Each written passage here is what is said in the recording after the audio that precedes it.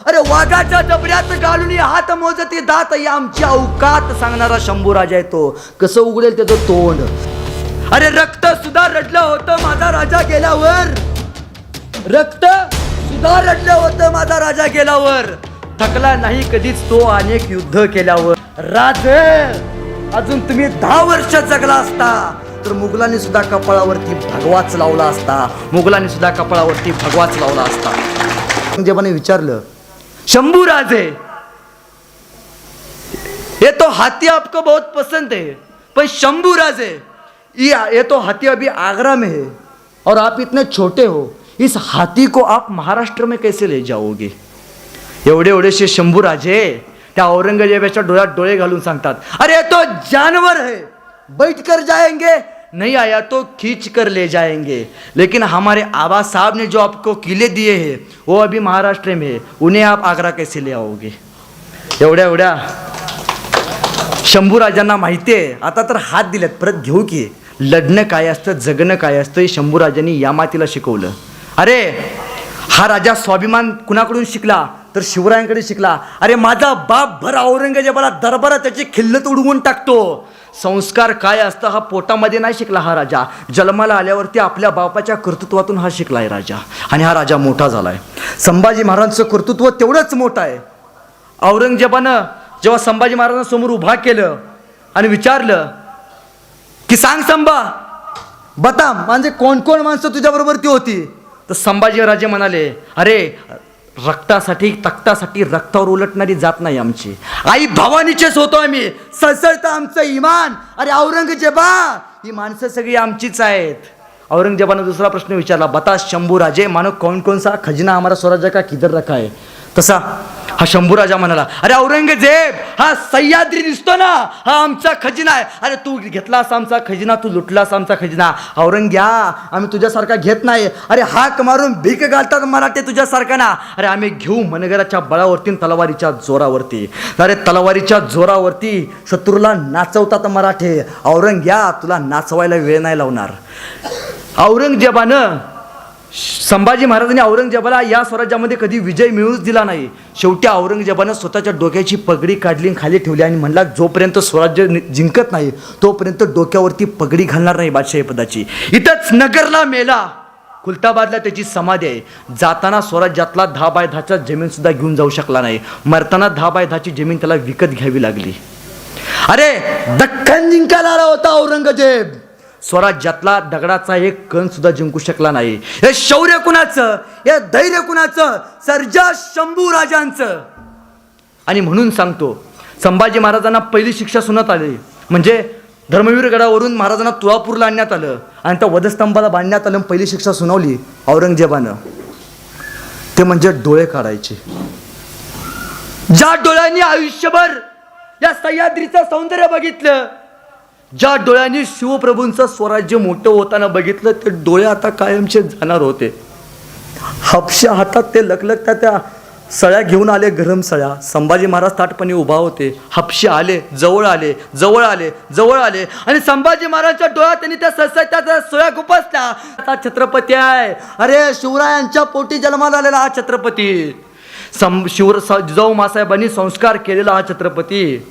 हनुमानाला सिंदूर फासावा तशी अवस्था केली होती संभाजी महाराजांची. पण राजा गप्प होता. कोणासाठी?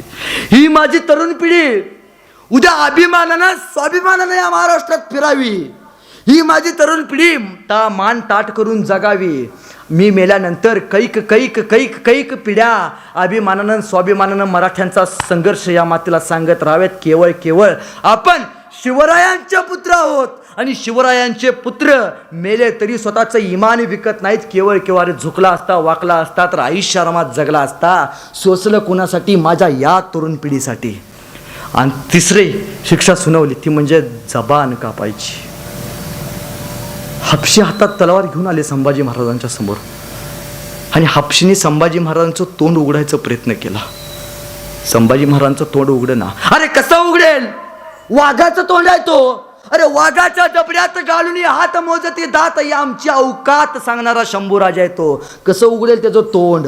हापशीने तोंड उघडायचा प्रयत्न केला, शंभूराजांचं तोंड उघडना. हापसीने शेवटी एक युक्ती काढली आणि शंभूराजांचं नाक दाबून धरलं. नाक दाबून धरल्यावरती श्वास गुदमरला आणि श्वास गेल्यावरती तोंड उघडलं आणि तोंडाबरोबर जीभ बाहेर आली. हापशीने सांसीने ती जीभ बाहेर ओढली आणि पकडीत जीभ धरली, तलवार बाहेर काढली, साप पकडण्यास चालवली. जीभ खाली पडली होती संभाजी महाराजांची. ती सुद्धा पोरकी झाली नव्हती, पोरकी व्हायला तयार झाली नव्हती संभाजी महाराजांपासून. अरे जीभ आयुष्यभर जी जीभ म्हणत राहिली, आबासाहेब तुमचे पुत्र आहोत आम्ही, तुमच्या सारख्याच अभिमानाने स्वाभिमानाने स्वराज्य उभा करू. अहो साहेब तुमचे नातू आहोत आम्ही, तुमच्यासाठीच आयुष्यभर जगू, या रयतेच्या सुखासाठी जगू. ती जीभ आता राहिली नव्हती. ना कान राहिले होते, ना डोळे राहिले होते, ना जीभ राहिली होती. अंगाचा पूर्ण लह्या लह्या करून टाकला होता. रक्त रक्त रक्तानं भरलेला हा देव उभा होता. आणि शेवटी औरंगजेबानं शेवटची शिक्षा सुनावली, ती म्हणजे संभाजी महाराजांची गर्दन कलम करायची. फाल्गुन मध्ये अमावस्या. हापसी निघाली हातात तलवार घेऊन. हा देह त्या वधस्तंभाला बांधलेला. प्राण उरला नव्हता देहात. हात राहिले नव्हते, पाय राहिले नव्हते, जीभ राहिले नव्हते, डोळे राहिले नव्हते, खान राहिले नव्हते. तरी हा देह जिवंत होता, श्वास शेवटच्या क्षणापर्यंत घेत होता. हापशे आले, जवळ आले, संभाजी महाराजांच्या जवळ आले. हापशीने तलवार बाहेर काढली आणि सप्प करण्यात चालवली तलवार. संभाजी महाराजांची गर्दन खाली पडली. ज्या गर्दनीनं तुमच्यासारख्या माझ्यांच्या हजारोंच्या गर्दनी ताठ पाण्याने उभा करायला, ज्यांच्या बलिदानाने, अपूर्व बलिदानाने इथल्या प्रत्येक तरुणाची मान अभिमानानं स्वाभिमानानं ताठपणे उभा राहिली, त्या शंभूराजांची गर्दन खाली पडली होती. आणि औरंगजेबाच्या शिक्षेनुसार संभाजी महाराजांच्या त्या गर्दनीला भाला ओरवण्यात आला आणि तुळजापूरमधून धिंड काढण्यात आली. आणि तो भाला त्या इंद्रायणी भीमेच्या तीरावरती नेऊन रोवला. संभाजी महाराजांच्या त्या गर्दनीमधून एक रक्ताचा थेंब त्या इंद्रायणीच्या नदीत जाऊन पडला.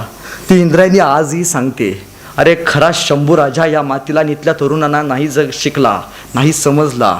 अरे हा तो शंभूराजा जिनं इथल्या तरुणाला स्वतःचं अस्तित्व निर्माण करून दाखवलं.